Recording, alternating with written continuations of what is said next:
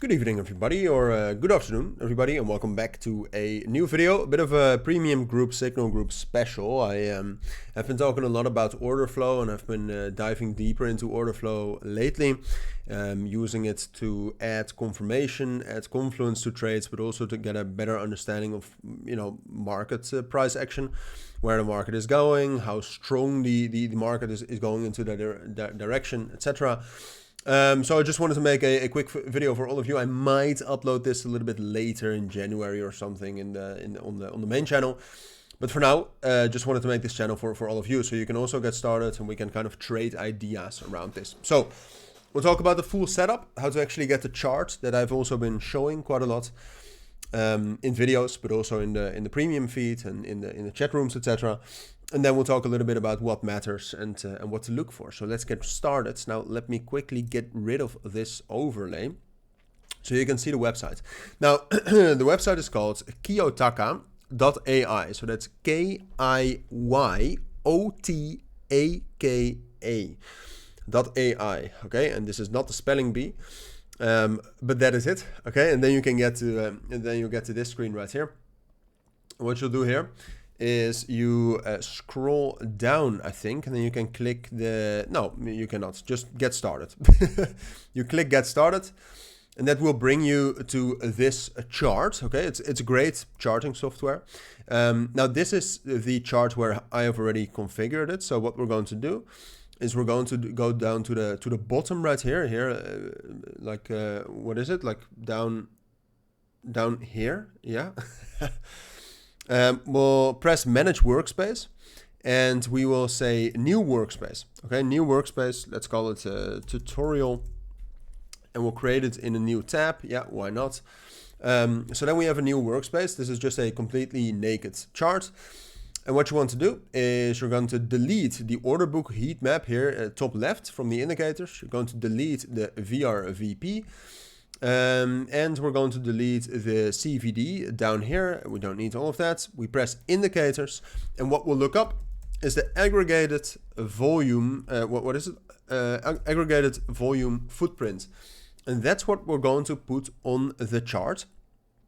And what you'll get then is the aggregated footprint. Now you will not see it initially. You'll have to zoom in. Okay, you have to zoom in on the chart right here. Now this looks very different from what I have. I'll tell you why. But first of all, you use the 30-minute time frame, sometimes the 15-minute time frame if you want a little bit more depth. And then the settings that you want to use for this is this. Okay. Oh, this is actually not correct. I want to use a little bit more. There, we need that. We need Coinbase, Hyperliquid futures. Yeah, that's okay. So you use all of this. Right, so all of these exchanges, those together will be the volume. And then the unit is dollars and the display mode is delta. And then you press show value. The value area should be 68. Ticks per bar for Bitcoin is 10. Imbalance is on. Skip zero values is on. Imbalance ratio is 15. Buy imbalance color is blue, but you can make that whatever you want. Sell imbalance color is purple. Same thing. And show decimals is on. And then you save. And what you get then, if you zoom in, is the chart that I quite often send, and that is this. Okay, so what you can see right now, look, it's going to be a little bit difficult to explain this, but you can basically see the price action. You can still see the candles, and then for every specific little box of price action, it's like $100 or something. It shows the volume delta. So for example, here at the top, these longs that got trapped, it's $77.6 million in longs, more than shorts, because it's a delta. So it's longs minus shorts. There's always longs and shorts at that specific price. Okay, that is what it means. Now, generally, that's look. You'll have to go over this. I mean, you can see that's very simply said what it is. Okay, so you can see how many more buys are coming in than sells, and when the price is moving down, you can see how many more sells are coming in than buys. I mean, hundreds of millions of dollars of sells, for example, yesterday afternoon. But this, I would definitely recommend you just to watch this just to understand it a bit better. But we're going to make it a bit easier, and we'll talk about two main things that matter. And that is, first of all, traps, which I'll show you. And then second of all, imbalances. Now imbalances, like I said, that's the blue and the purple squares that you can see here and there. That basically means that at that specific price, many more buys came in than sells. Now what matters is that it actually happens with quite a lot of volume. Okay, so what you can see, for example, right here, earlier today is that we had more buys, like proportionally many more buys than sales coming in. So there's an imbalance at $8.2 million. That's quite high, right? So we also have imbalances of 900,000. I don't care about those.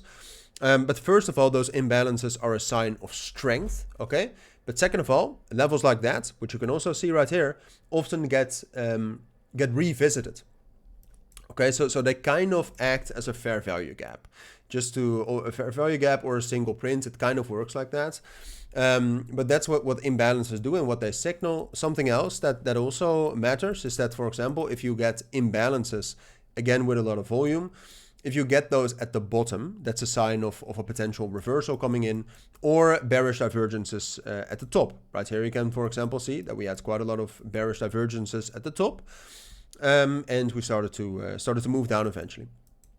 So that's the first thing. Imbalances matter a lot. Second of all, it's traps. Now, how do you identify traps? Look, the numbers you see are from futures volume, okay? Futures is not the only way you can trade coins. It's also spot. So sometimes you actually see buys coming in, but the price moving down. And that's where traps come in. Okay, so for example, what you can see yesterday, if you look at this move right here, is that we had a huge amount of buys coming in. I mean, here at the top, combined with this, we had $200 million of buys.